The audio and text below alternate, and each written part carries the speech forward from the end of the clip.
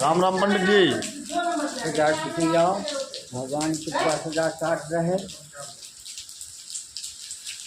पंडित जी,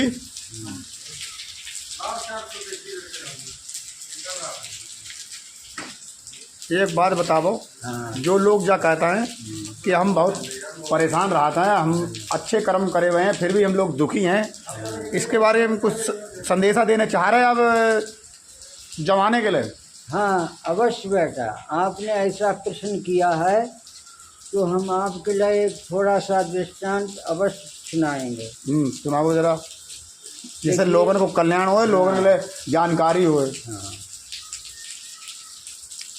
ऐसा है,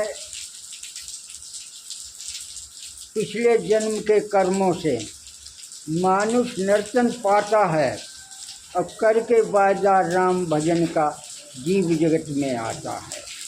पिछले जन्म के कर्म के हिसाब से ही इस संसार में स्त्री पुत्र भोग धन संपत्ति पिछले जन्म के कर्म के हिसाब से ही मनुष्य को प्राप्त होती है। एक प्राचीन कथा है, एक महा विद्वान कालिदास भक्त हुए। उन्होंने कई ग्रंथों की रचना करी, कविताएं लिखी। तो कालिदास जो हुए वो माँ काली भगवती के भक्त थे जी। अंतिम समय उनको बड़ा अनेक कष्ट हुआ, हाय हाय ट्राय ट्राय की आवाज़ करने लगे जी। तो उनके पास पड़ोसी लोग कहते हैं कि कालिदास इतने महापुजारी, इतने भक्त हुए और अंतिम समय उनको इतना बड़ा कष्ट हो रहा है जी। तो एक समय उन्होंने दुर्गे माँ भगवती को याद किया।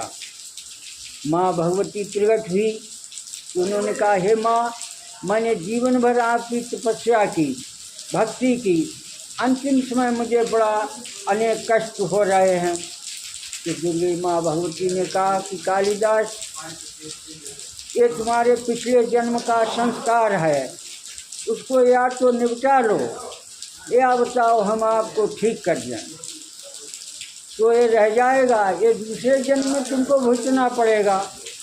तो कालिदास कहते कि हे माँ, अब आप मुझे रहने दीजिए, अब मुझे इसको निपटा लेने, जिससे मेरा दूसरा जन्म जो है व्यर्थ हो जाएगा, नहीं तो ये मुझे फिर भुगतना पड़ेगा। तो कालिदास ने भगवती ने कहा, बताओ जो इच्छा हो तुम्हारी, मैं वैसा ही कर दूँ, या तुम्हें ठीक कर दें या इसको निपटा लो। तो कालिदास ने कहा, हे माँ, अब हम इसको पूर्ण निपटा के अगला जन्म प्राप्त करके जाएंगे। तो दुर्गे माँ भगवती ने उनको आशीर्वाद दिया और माँ भगवती अंतर्जान हुई। तो इस प्रकार से इस संसार में मनुष्य को चाहिए, अच्छे शुभ कर्मों का फल शुभ प्राप्त होता है और बुरे कर्मों का बुरा फल प्राप्त होता है। इसलिए इस संसार में सनातन धर्म का पालन करना चाहिए, सत्य मार्ग पे चलना चाहिए, सत्य बोलना चाहिए, जिससे कि मनुष्य को कल्याण हो। ठीक है सर महाराज, आपने बहुत अच्छी बात बताई और इतना ज्ञान हर इंसान के पास नहीं है।